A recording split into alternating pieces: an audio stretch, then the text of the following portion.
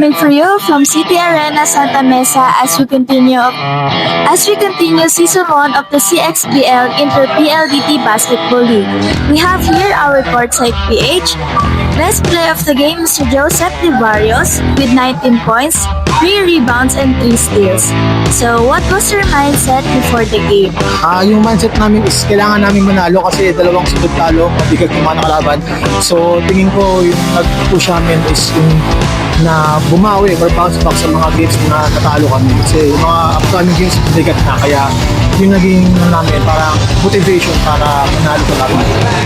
So, what can we expect to improve in your next game? Siguro sa next game, mas prepared siguro kami, ibibigay namin yung 100% namin para mabigyan ng magandang laban yung mga opponent namin sa next game. And anyone you want to give a shout out? Shoutout nga pala sa girlfriend ko, Michelle Reyno. Ito na yung gusto mo best player of the game na ako. Shoutout din nga pala sa mga kapatid ko sa NFS dyan.